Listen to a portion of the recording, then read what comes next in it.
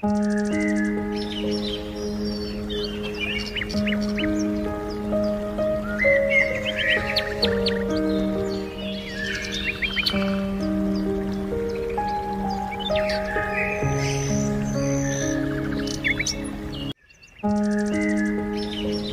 à tous, bien-aimés frères et sœurs, grâce et paix sur vous au nom du Mashiach notre Adon. Bienvenue au sacerdoce du Nazir, la voix sainte. Je suis le Kohen Anazi Nezeria, fils d'Israël biologique de la tribu de Lévi. Alors mes bien-aimés, je viens échanger avec vous sur un sujet extrêmement important. Aujourd'hui, nous allons encore une fois de plus parler des rajouts qu'on a fait dans la Bible, bien sûr, sur le message du Christ et même sur le message même des apôtres. Parce que le christianisme est diplômé pour ça. Voilà, c'est une religion experte en modification de la parole. Alors mes bien-aimés, suivez-moi attentivement. Je vais vous donner quelques passages, quelques versets et dans l'épée justicière avec les versions authentiques et avec la Bible, les versions falsifiées. Alors mes bien-aimés, je reviens encore dans cet enseignement pour démontrer combien la Bible est falsifiée et combien on a collé des paroles au Christ, des paroles que lui-même n'avait jamais prononcées. Alors, surtout je parlerai de la Sainte Seine qui est effectuée aujourd'hui par le christianisme. La Sainte Seine, quelque chose même qu'ils vont prendre quotidiennement, parfois dans le mois ils vont prendre soit 2 fois, il y a d'autres églises qui font même prendre la Sainte Seine tous les dimanches, alors que c'est vraiment des absurdités. Ils vont dire que le Christ a dit ceci est mon corps, donc prenez, mangez et ceci est mon sang, prenez et buvez. Mais bien aimé, attendez, le Christ n'a jamais dit à quelqu'un il faut prendre le pain, il faut le manger, c'est mon corps. Le Christ n'a jamais dit à quelqu'un il faut prendre le fruit là de vigne là, tu vas boire, c'est mon sang. Le Christ n'a jamais dit ça à quelqu'un. Ça c'est un ajout que l'église catholique est allée puiser dans la spiritualité égyptienne. Voilà, c'est Osiris qui a fait la Sainte Seine avec ses disciples là. Il a dit prenez ceci c'est mon corps, prenez ceci c'est mon sang. Ils sont allés prendre ça pour venir coller au Christ. Le Christ n'a jamais dit ça. Le Christ a enseigné concernant le pain de vie, la vigne vivante. C'est ce que je vais essayer de répéter avec vous. Alors, dans l'épée justicière, le chapitre 1116, je parle au verset 134. La parole dit, et Yahushua leur dit, je suis le vrai pain, je suis la vigne vivante. Ceux qui viennent à moi n'auront jamais faim, et ceux qui croient à moi n'auront jamais soif. En vérité, je vous le dis, si vous ne mangez pas la chair du pain de la vie, et ne buvez pas le sang de la vigne vivante de l'Éternel, vous n'aurez point la vie en vous. Mais vous m'avez vu et vous ne me croyez pas. Tout ce que mon Père m'a donné viendra à moi et je ne chasserai aucun de ceux qui viennent à moi.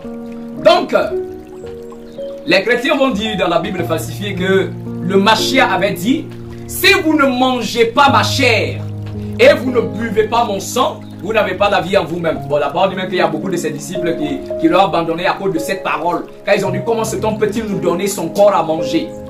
Et après cela, ils vont falsifier un verset de l'apôtre Paul, que l'apôtre Paul aurait dit dans le livre de Corinthiens, et dit, je vous ai enseigné ce qu'on m'a appris, car le jour où le Mashiach fut livré, il a pris le pain, il a donné à ses disciples, il dit prenez ceci, mangez c'est mon corps, et buvez ceci c'est mon sang.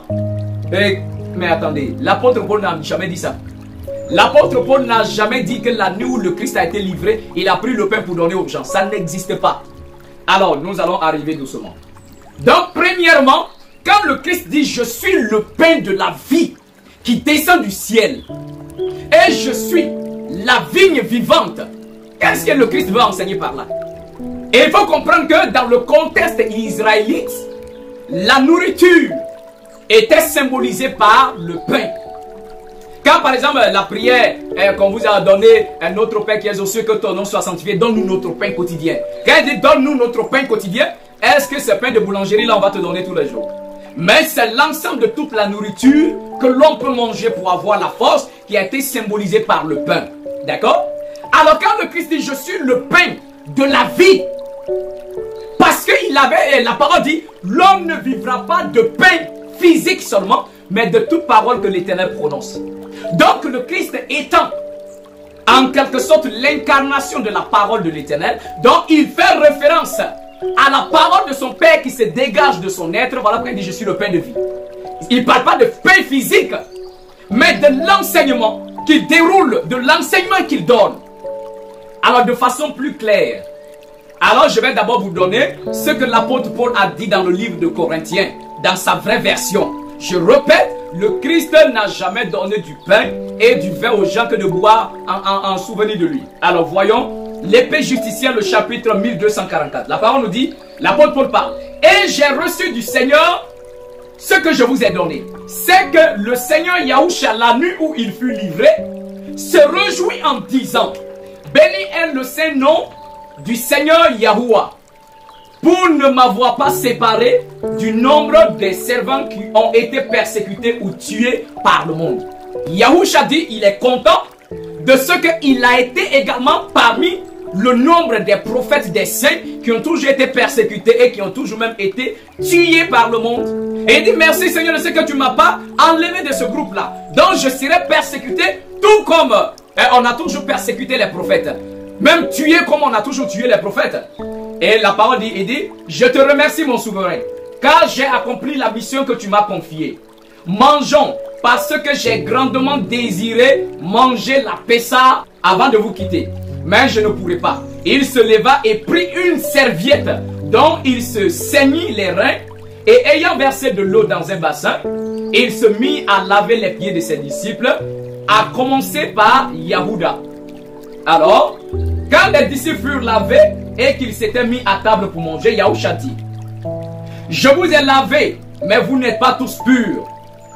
Toute l'eau de la mer ne purifiera pas celui qui ne croit pas en moi. Yahushua parlait de celui qui allait le trahir.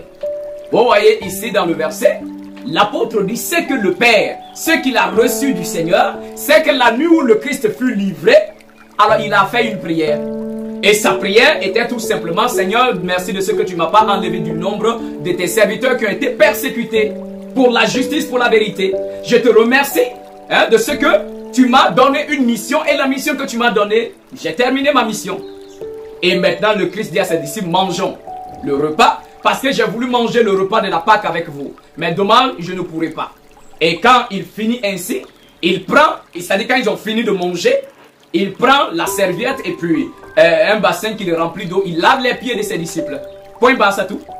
Maintenant, d'où est sorti ce rajout dans le livre de Corinthiens que l'apôtre Paul a dit, que le Christ a dit, prenez ceci, c'est mon sang. Archi faux, le Christ n'a jamais dit ça.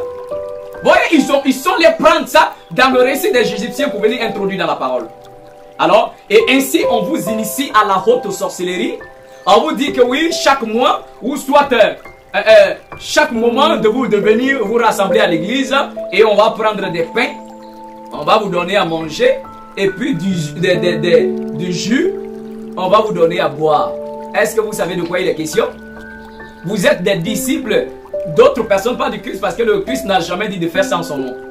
Alors, cela doit être clair. Bien aimé, donc vous voyez, donc le Christ, quand le Christ dit je suis le pain de la vie, et je suis le fruit, je suis le vin de la vie, il ne dit pas que faut prendre le pain, tu vas manger, ou bien un jus, tu vas boire. C'est pas le Christ, n'a jamais dit ça. Mais il est en train de dire que son enseignement, la vie qu'il dégage, son amour représente le vin.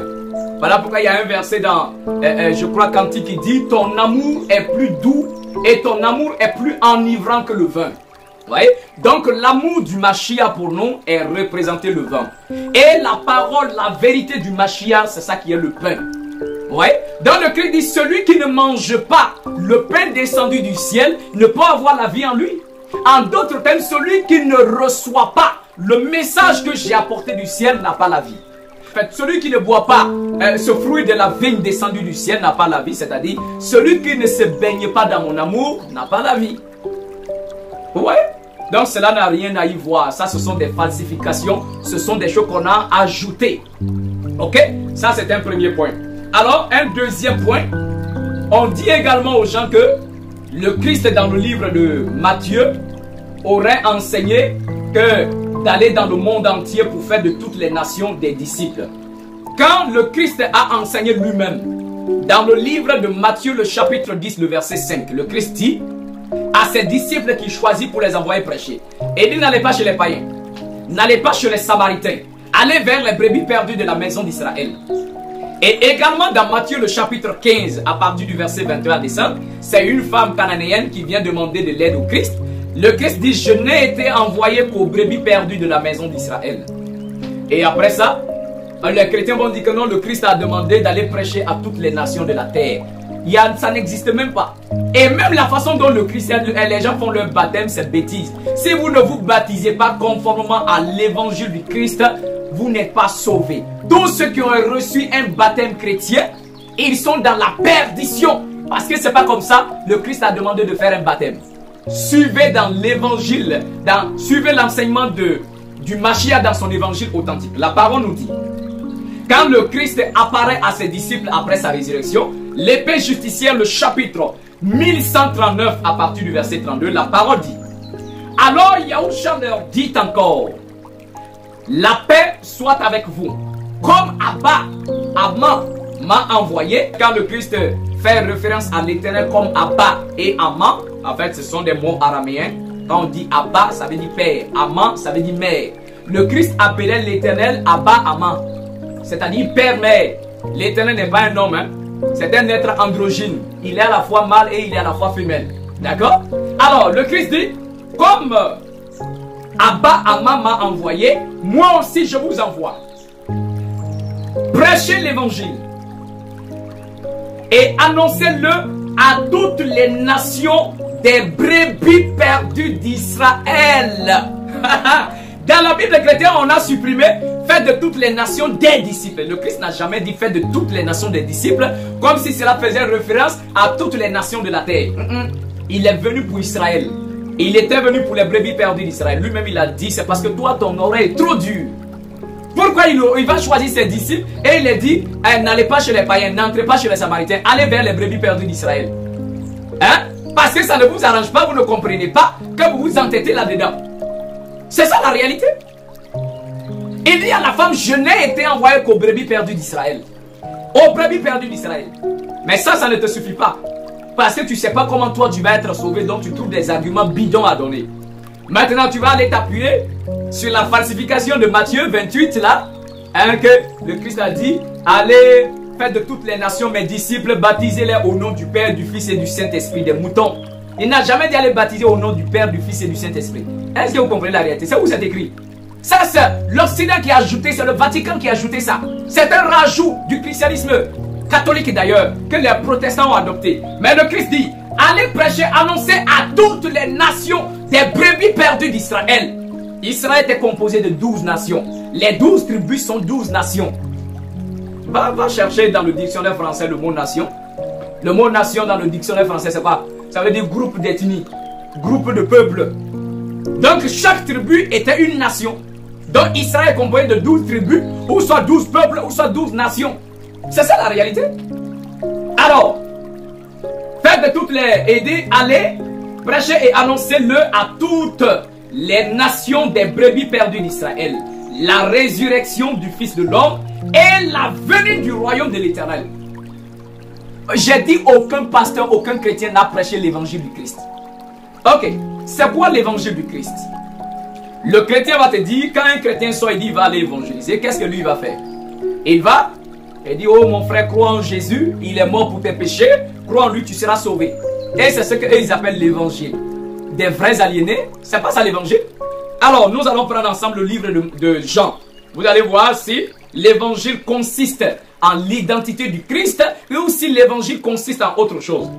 Alors, Jean le chapitre 12 à partir du verset 49. La parole dit, car je n'ai point parlé de moi-même, mais le Père qui m'a envoyé m'a prescrit lui-même ce que je dois dire et annoncer.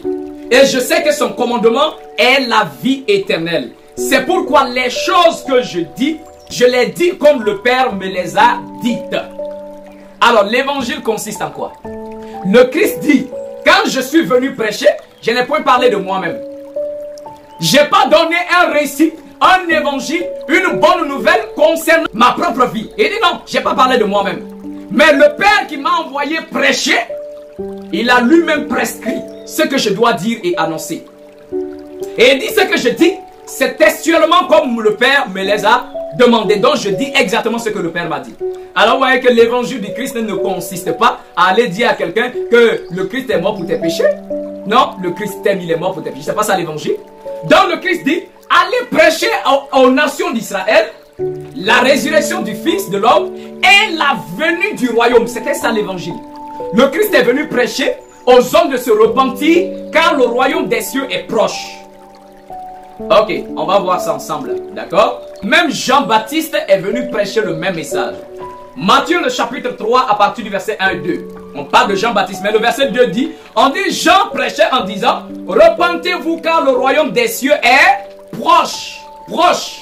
Quand on dit proche, ça veut dire que c'est pas encore venu. Mais ça y est, en route, ça vient. D'accord? Matthieu chapitre 4, le verset 17. On dit, dès ce moment, Yahusha commença à prêcher et à dire, repentez-vous car le royaume des cieux est proche. Proche. Le Christ n'a pas dit, allez dire que le royaume est là. Est proche. Même la venue du Christ sur terre n'était pas la venue du royaume. Sinon, elle allait dire, repentez-vous car le royaume est là. Non, repentez-vous car le royaume est proche. Plus grave encore, le Christ choisit des disciples. Matthieu le chapitre 10, on a lu le verset 5 jusqu'au verset 7. On dit tels sont les 12 que le Christ choisit. Il les envoie prêcher en disant, n'allez pas chez les Samaritains, n'allez pas chez les païens, allez vers les brebis perdues de la maison d'Israël. Prêchez et dites, repentez-vous car le royaume est proche. Alors vous voyez l'évangile. L'évangile c'est quoi? C'est que d'aller annoncer aux humains de se repentir, de se détourner de leurs péchés, parce que le royaume est proche à venir. Ça, ce sont des prophéties où le Seigneur, le Père créateur dit, après lui-même, il s'incarnera et viendra sur terre pour parler aux hommes et rechercher leurs iniquités. Ah oui? C'est ça le gros problème. Beaucoup même ignorent. C'est ce que j'ai dit, on ne vous a jamais prêché l'évangile. Beaucoup ignorent que le Christ a enseigné qu'après sa mort, son Père allait s'incarner pour venir. On ne vous a jamais dit ça. C'est ça la réalité. C'est ça pour votre problème. Parce que vous ne lisez pas les écrits. C'est ça. Le Christ a enseigné qu'après sa mort, son Père allait s'incarner pour venir sur terre, pour exercer un jugement, comme Sodome et Gomorrhe. Allez-y, Genèse le chapitre 18, le verset 1. On dit l'Éternel apparut à Abraham dans les champs de Mamré. On dit Abraham lève les yeux et voilà, il voit 3 hommes qui sont devant lui. Et il va se prosterner. Et le verset 20 et 21 nous dit, l'Éternel dit à Abraham, le péché de Sodome et Gomorrhe s'est accru et le bruit est venu jusqu'à moi. Voilà pourquoi je vais descendre là-bas. Et je vais aller constater si ce que j'ai entendu est vrai. Si ce n'est pas vrai, moi-même je le saurai. Alors dites-moi pourquoi pour la destruction de Sodome et Gomorrhe, pour le jugement de Sodome et Gomorrhe, l'Éternel ne pouvait pas rester au ciel pour régler. Pourquoi il est descendu? Donc ce n'est pas la première fois que le Seigneur s'incarne. Le Père s'est incarné pour détruire Sodome et Gomorrhe. Et le Christ a enseigné la même chose qu'à la fin des temps, après lui, sa mort, son Père allait s'incarner pour arriver. Alors j'arrive. Alors on voit que Jean dit, repentez-vous car le royaume est proche. C'était ça l'évangile. Le Christ vient, il commence à prêcher, repentez-vous, repentez-vous car le royaume est proche. Mais quel est ce royaume que le Christ est en train d'annoncer? Le Christ est en train d'annoncer un royaume qui vient. Mais quel est ce royaume? À tel point qu'il choisit des disciples, il les mandate d'aller dire aux gens de se repentir, car le royaume est proche. Donc tous les apôtres ont prêché un royaume qui est proche à venir. Le Christ, Jean-Baptiste, les apôtres ont prêché un royaume qui arrive. Mais quel est ce genre de royaume que le Christ n'a pas lui-même apporté, mais que ce royaume vient après lui? Est-ce que vous avez compris? Je vous donne 2 passages pour terminer. Nous allons aller d'abord dans le livre de Malachie. D'accord? Malachie le chapitre 3. Vous allez voir que l'Éternel a chronométré tout. Malachie chapitre 3 à partir du verset 1. L'Éternel dit, voici j'enverrai mon messager, il préparera le chemin devant moi. Et soudain entrera dans son temple le Seigneur que vous cherchez et le messager de l'alliance que vous désirez. Voici il vient, dit l'Éternel des armées. Donc dans le verset qui parle, c'est l'Éternel, non? L'Éternel dit, voici je vais envoyer mon messager devant moi. Il va préparer le chemin devant moi. C'est l'Éternel qui parle. Donc le Seigneur dit, il envoie un messager qui va préparer le chemin devant lui. Et qui est ce messager là? Faut pas chercher loin, c'est Jean-Baptiste. Jean-Baptiste dit, je suis la voix de celui qui crie dans le désert, préparez le chemin du Seigneur, aplanissez les sentiers. Ok? Maintenant le verset 1 dit toujours, et quand le messager vient pour lui préparer le chemin, soudain, c'est-à-dire immédiatement, entrera dans le temple le Seigneur que vous cherchez, mais on donne le nom, on donne un titre, on dit le messager de l'alliance. Qui est le messager de l'alliance? Faut pas chercher loin, c'est le Christ. Le Christ est le messager de l'alliance qui vient en deuxième position. Jean-Baptiste vient en première position, le Christ vient en deuxième position étant le messager de l'alliance. Il vient pour faire un travail, il vient pour purifier. Et la parole dit le verset 2, qui pourra soutenir le jour de sa venue? Qui restera debout quand il paraîtra? Quoi? Car il sera comme le feu du fondeur, comme la potence des foulons. Et il descend au verset 3. Il s'assiera et fondra et purifiera l'argent. Il purifiera les fils de Lévi, les sacrificateurs. Il purifiera les fils de Lévi et les épurera comme on épure l'or et l'argent. Et ils présenteront à l'Éternel des offrandes de justice. Regardez bien ici. Le Christ, quand il est venu, le verset dit, il doit purifier les fils de Lévi. À tel point que les fils de Lévi soient capables de présenter des offrandes de justice. Voilà pourquoi dans l'évangile du Christ, on nous dit que le Christ a établi des Lévites. Il n'a pas seulement qu'établi des apôtres. Le Christ a établi des apôtres, des diacres, des prophètes, des Lévites qui vont désormais présenter à l'Éternel des offrandes. Mais pas des offrandes animales pour verser le sang. Parce que le Christ est venu demander de ne plus tuer un animal. Mais comme les Lévites qui étaient dans le temple du côté des pharisiens se sont entêtés à ne pas l'écouter, le Christ a établi des Lévites, fils d'Aaron, pour présenter des offrandes de justice. Et c'est quoi? Les fruits qui brûlent. Et la preuve en est que me voici, je suis fils de Lévi. Tu m'as pas vu tuer un animal pour le présenter en sacrifice. Mais les fruits. Donc le Christ vient en deuxième position dans Malachie le chapitre 3, le verset 2. Quand il vient, il purifie les fils de Lévi afin qu'ils présentent bien sûr des holocaustes à l'Éternel. Le verset 4 dit, alors l'offrande de Juda et de Jérusalem sera agréée à l'Éternel comme aux anciens jours, comme les années d'autrefois, c'est-à-dire au temps de Melchisedec. Il descend maintenant au verset 5. C'est l'Éternel qui parle, au verset 5. Il dit, et je m'approcherai de vous pour le jugement, et je me hâterai de témoigner contre les enchanteurs, les adultères, contre ceux qui jurent faussement, contre ceux qui retiennent le salaire du mercenaire, qui oppriment la veuve et les orphelins, qui font tort à l'étranger, en un mot, ceux qui ne me craignent pas, dit l'Éternel. Dans ce passage, il y a 3 personnages. Si tu ne sais pas, il y a 3 personnages dans le verset. L'Éternel dit, il va venir sur terre pour exercer un jugement. Il vient sur terre pour exercer un jugement, pour exercer un ministère de témoignage contre les humains, contre ceux qui ne le craignent pas. C'est l'Éternel, le Père lui-même qui prophétise qu'il va venir sur terre pour exercer un ministère de jugement. Mais avant lui, il précise d'abord qu'il doit envoyer 2 personnes avant. Jean-Baptiste et puis le Christ. Donc Jean-Baptiste vient lui préparer le chemin. Et le Christ vient attendre que le messager de la... C'est pas écrit. C'est pas dans ta Bible là, c'est pas écrit. Mais tu fermes ton oreille pour ne pas écouter la vérité. Parce que ça ne t'arrange pas. Et voilà pourquoi on a lu tout à l'heure dans Matthieu chapitre 3. On dit Jean-Baptiste commence sa mission. Et qu'est-ce qu'il dit? Repentez-vous car le royaume des cieux est proche. Il fait référence à la venue de l'Éternel qui doit arriver sur terre pour juger les hommes. C'est ça le royaume qui vient. C'est ça. Donc il dit repentez-vous, le royaume est proche. Jean-Baptiste finit sa mission. Le Christ commence pour lui. Le Christ fait pareil.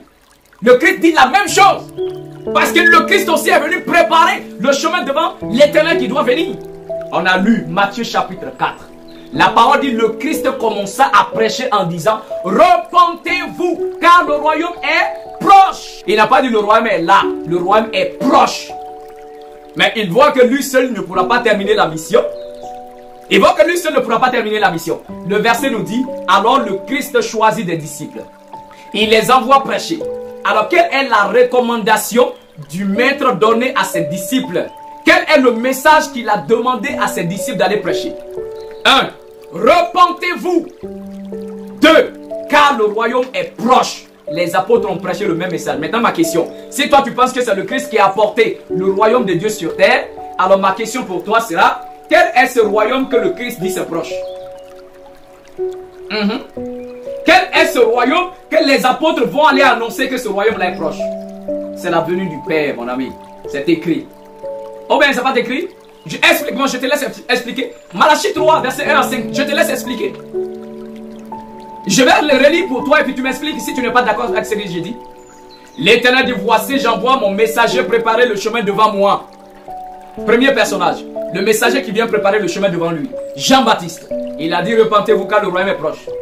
Et dit, et soudain entrera dans son temple le Seigneur que vous cherchez, le messager de l'alliance. Qui il est? Le messager de l'alliance, c'est qui? C'est le Christ. Tu es d'accord ou pas? D'accord. Maintenant, il dit, quand ce messager de l'alliance vient, il vient épurer le peuple. Il vient purifier les fils de Lévi, afin que les fils de Lévi puissent présenter désormais des sacrifices agréables à l'Éternel, qu'on appelle les sacrifices de justice. Va aller dans l'évangile authentique du Christ. Il a interdit la tuerie des animaux. Le Christ a interdit le sacrifice animal et il a ordonné que les sacrifices de végétation soient désormais offerts à l'Éternel. Voilà son travail. Maintenant, l'Éternel dit au verset 5, je m'approcherai de vous. Tu crois à ça? Tu crois que l'Éternel va s'approcher des hommes? Tu crois que l'Éternel va venir exercer un ministère de jugement sur terre? Un ministère de témoignage sur terre? Tu crois?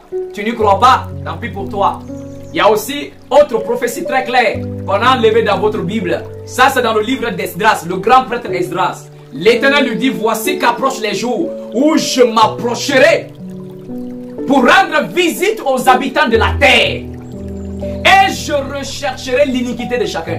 C'est ça le ministère du jugement. Le Seigneur vient rechercher les iniquités de chacun.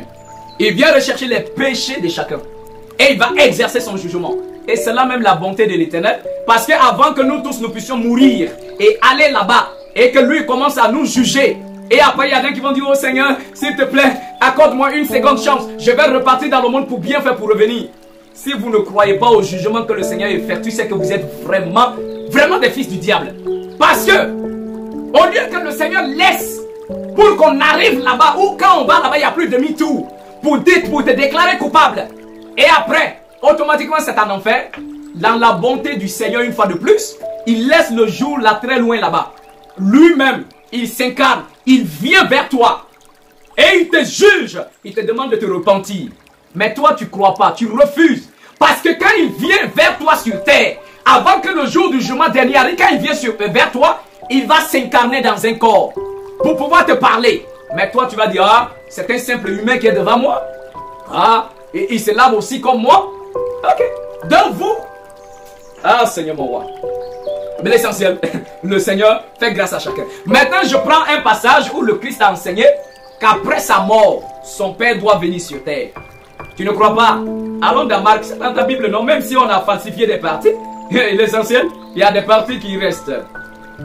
Marc le chapitre 12, à partir du verset 1, écoute bien ce que la parole dit.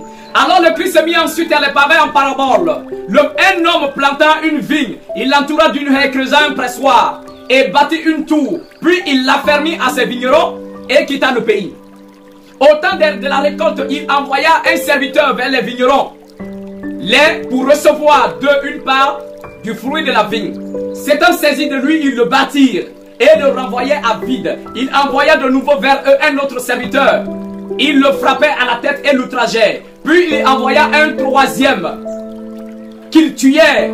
Puis plusieurs autres qu'il battirent ou tuèrent. Il avait encore un fils bien-aimé. Il l'envoya vers eux le dernier en disant, ils auront du respect pour mon fils. Mais les vignerons dirent entre eux, voici l'héritier, venez tuons-le, et son héritage sera à nous. Et ils se saisirent de lui, le tuèrent, et le jetèrent hors de la vigne. Verset 9, maintenant, que fera le maître de la vigne? Question. Et la première réponse, il viendra. Il viendra. Et quand il vient, il fait quoi? Fera périr les vignerons. Et il donnera la vigne à d'autres. Vous avez compris? Ça, c'est une parabole. Mais dans votre Bible chrétienne, là, on a supprimé l'explication. Regardez bien dans les écrits. Quand le Christ donne une parabole, il donne l'explication à côté. N'est-ce pas? Mais c'est la parabole où il a donné. Et puis on vous a supprimé, et bien sûr, l'explication de la parabole. Tellement, vous voyez comment ils sont méchants. Alors, quelle est l'explication de cette parabole? Dans l'épée justicière, le Christ enseigne. Quand les apôtres s'approchent de lui, dit, Maître, explique-nous la parabole des vignerons. Le Christ dit, le maître de la vigne, ce monsieur qui a fait un champ de vigne, et dit, c'est l'Éternel lui-même. La vigne, c'est la terre. Les vignerons, ce sont les humains. D'accord? À qui il confie sa terre. Maintenant, il part à un voyage. Maintenant, le verset dit, au temps des récoltes, il envoie des serviteurs pour qu'on puisse les donner le fruit de la vigne. Le fruit de la vigne, le Christ dit, ce sont les bonnes actions. L'obéissance à l'Éternel que le Seigneur attend de nous. Et les serviteurs qu'il envoie vers les vignerons, il dit, ce sont les saints prophètes et les messagers de la bonne loi. Mais on a tué certains, maltraité d'autres, envoyé d'autres les mains vides. N'est-ce pas? Et maintenant on dit, le monsieur là qui est le propriétaire de la vigne, qui est l'Éternel, avait un fils unique. Il dit, je vais leur envoyer mon fils. Assurément ils vont le respecter. Et le verset dit, quand le fils arrive, ils ont dit, oh, voici l'héritier, venez, tuons-le. Et son héritage sera à nous. C'est pas ce qu'on a fait. C'est pas ce que les hommes ont fait. Le fils là c'est qui? C'est le Christ, c'est le Mashiach. C'est pas ça que les Romains, les chefs, les chefs des vignerons et leurs chefs, les pharisiens, vont prendre le Christ, le livrer à Pilate, hein, le représentant romain. Ils vont tuer l'héritier. D'accord? Ils vont tuer l'héritier. Maintenant, si tu es sincère, si tu n'es pas un fils du diable, toi, si tu es sincère, lis le verset 9. Prends ça dans ta Bible là, lis le verset 9. Qu'est-ce qu'il dit? Que fera le maître de la vigne? Tu es d'accord que le maître de la vigne, c'est l'Éternel? Donc quand on a attrapé son fils, on l'a tué. On a tué son fils. Le verset 9 dit, que fera le maître de la vigne? C'est la question qui t'est posée. Faut même pas te presser, faut pas aller chercher loin. Faut pas aller chercher dans un centre théologique. La réponse est devant toi. La première réponse du verset 9, que fera le maître de la vigne? Il viendra. C'est ça? Il viendra. Qui? Le Père. Qui? Le maître de la vigne. Il viendra. Tu es sûr? Tu crois ça? Qu'après la mort du Christ, le Père doit venir? C'est ça l'évangile. C'est ça l'évangile du Christ. Quand il dit repentez-vous car le royaume est proche là, c'est de ça qu'il est question. Comme soit tu es un enfant du diable, tu ne crois pas au message. Dans Malachie 3, le verset 5, l'Éternel dit, je m'approcherai de vous pour le jugement. Je dois descendre pour vous juger. Tout comme il a fait avec Sodome et Gomorrhe. Il dit, je vais descendre pour vous juger. Je vais me hâter de témoigner contre vous. Marc 12, verset 9. Que fera le maître de la vigne? Le Père, le Christ dit, il viendra. Que tu le veuilles ou non, il vient. Si tu crois ou pas, le Père vient. On n'a pas dit que c'est le Christ qui vient pour la deuxième fois. Le Christ doit venir après. Le Christ viendra après. D'accord? Mais après sa mort, c'est le Père qui doit venir. Vous voyez qu'aucun pasteur ne vous a jamais prêché ça. Donc c'est normal que tu sois surpris. On est venu, on vous a détourné de l'évangile et on vous prêche des coloris. Crois en Jésus, il est mort pour tes péchés. C'est ça l'évangile. Pourtant le Christ dit, je n'ai jamais parlé de moi-même. Un messager qui vient parler de sa propre personne, mais c'est un faux messager. Il part toujours de la part du Père, de celui qui l'a envoyé. Le Christ dit, ce que je dois dire, mon Père me l'a prescrit. Et je dis textuellement comme il me l'a ordonné. Ah vous voyez? Quand vous, le Christ dit, repentez-vous, le royaume est proche. Il envoie des disciples prêcher. Allez dire aux gens de se repentir car le royaume est proche. C'est la venue de son Père sur terre. En tant qu'un être incarné, c'est ça le royaume. Maintenant, ma question à toi. Dans Malachie 3, le verset 5, on a vu que l'Éternel des armées dit, il va s'approcher des hommes, il va venir sur terre pour exercer un jugement sur la terre et pour témoigner contre les hommes. Mais le Christ a bien dit que l'Éternel est esprit. Tu es d'accord? Le Père est esprit. Maintenant, si l'Éternel est esprit, comment fera-t-il pour exercer un jugement sur la terre? Parce que c'est le jugement qui doit être exercé sur la terre, ce n'est pas le jugement dernier. Le jugement dernier, mon ami, on vient te couper, on te jette en enfer. Maintenant, ici, le jugement qui vient effectuer ici, ce n'est pas le jugement dernier. Ça, c'est le jugement terrestre, avant même le jugement d'après la mort. Donc, il doit venir exercer un jugement. Comment fera-t-il? Lui qui est esprit. Comment témoignera-t-il contre les humains? Lui qui est esprit. Comment fera-t-il? Le Christ enseigne dans Marc 12, le verset 9, que fera le maître de la vie? Il viendra lui-même. il châtiera, il jugera les vignerons méchants, il les châtiera, il prendra la vigne pour donner à d'autres. Comment il fera s'il reste esprit? Comment il a fait pour détruire Sodome et Gomorrhe? Lui-même et 2 anges se sont incarnés en corps humain pour venir juger Sodome et Gomorrhe. Et c'est ce que le Christ enseigne, c'est la même chose qu'il a enseigné. Le Père doit s'incarner après la mort de son Fils pour pouvoir exercer son ministère de jugement et de témoignage contre les humains. Que tu le veuilles ou pas, que cela te choque ou pas, le Christ a enseigné et les prophéties sont claires. Dieu le Père doit s'incarner dans un corps afin de parler aux hommes et qu'ils entendent son message, qu'ils témoignent contre eux. Après, s'ils n'ont pas écouté le témoignage et le jugement de l'Éternel, en tant qu'un être incarné, il n'aura plus de Seigneur, non, accorde-moi une seconde chance. Il n'aura plus de seconde chance. C'est fini. Dès que tu te retrouves là-bas, tu sais déjà que tu vas en enfer. Voilà pourquoi tous ceux qui ne croient pas au message de l'Éternel incarné, ils sont tous candidats pour l'enfer. Je vous le dis très clairement.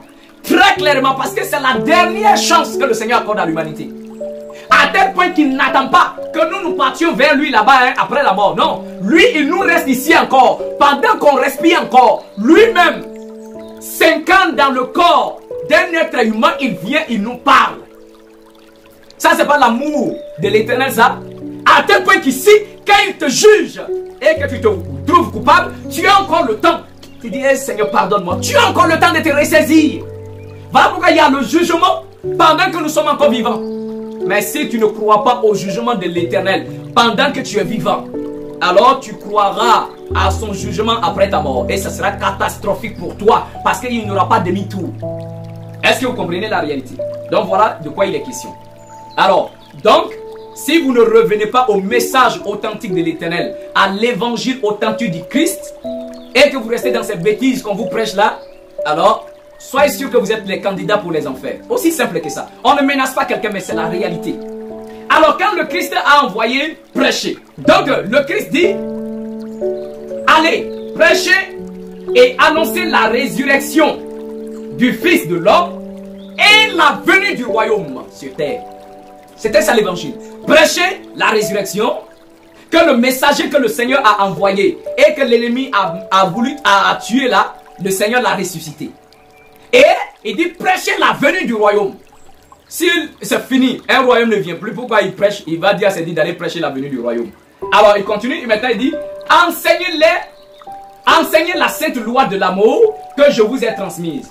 Et quiconque abandonne ses péchés, leurs péchés seront pardonnés. Et quiconque continue dans ses péchés, et leurs péchés seront retenus. Dans le Christ dit allez prêcher. Ceux qui abandonnent leurs péchés, les péchés leur seront pardonnés. Mais ceux qui continuent dans leurs péchés, leurs péchés restent encore sur eux. Voilà pourquoi je dis que les chrétiens ont toujours leurs péchés sur eux. Vous savez pourquoi? Parce que c'est eux-mêmes qui ont abandonné la loi. Or, votre Bible même vous dit que le péché, c'est la violation de la loi. Et dit quiconque pêche transgresse la loi, car le péché est la transgression de la loi. Le péché, c'est la transgression de la loi. Mais c'est pas cette loi-là que tu dis c'est aboli. C'est pas cette loi que tu dis c'est dépassé. Ah, tu vois que tu es encore un pécheur chronique. On ne dit pas que nul n'a jamais péché. Mais si tu te plais dans ton péché, tu trouves des arguments pour annuler la loi du Seigneur. Le verset dit tes péchés sont encore sur toi. Et il continue. Maintenant le Christ dit baptisez ceux qui croient et se repentent. Bénissez-les et oignez-les. Et offrez la pure oblation de fruits de la terre que je vous ai désigné en mémoire de moi. Déjà la repentance que vous avez faite dans le christianisme là, c'est faux et c'est du mensonge. D'accord? Même avant la venue du Christ, quand on fait un baptême, même dans la Torah, quand on fait un baptême, l'Éternel ordonne dans sa parole que le jour du baptême, le peuple est rassemblé, la personne qui se fait baptiser, puisque c'est un engagement qu'il prend, il y a les malédictions et il y a des bénédictions qui sont prononcées. On dit, pour cette nouvelle vie que tu veux démarrer dans la vérité, si tu es sincère et tu es honnête avec toi, que la bénédiction de l'Éternel soit sur toi. Et on prononce la formule de bénédiction. Mais si la personne est un hypocrite et qu'il n'est pas sincère, également on prononce la malédiction. Il y a la formule de la malédiction qu'on prononce. Donc s'il est sincère, la bénédiction tombe sur lui. Et s'il est hypocrite, la malédiction tombe sur lui. Parce qu'il est venu se moquer de l'Éternel. S'il n'est pas sincère, il est venu se moquer de l'Éternel. Et il repart avec la malédiction. Donc le Christ dit, allez baptiser ceux qui ont cru et qui se sont repentis. Le Christ dit, bénissez-les. C'est-à-dire, s'ils sont sincères, alors on prononce la formule de la bénédiction sur eux. Et le Christ dit, oignez-les. On prend de l'huile et on va les oindre, bien sûr. On va les consacrer pour cette nouvelle vie qu'ils viennent de commencer. Et quand on finit maintenant, le Christ dit, présentez maintenant des holocaustes de fruits de la terre. En souvenir de moi, puisqu'il a cru à mon message. Donc, en souvenir de moi, le Christ dit, présentez des oblations de fruits. On vous fait ça à l'église. Quand vous partez, c'est ce qu'on fait.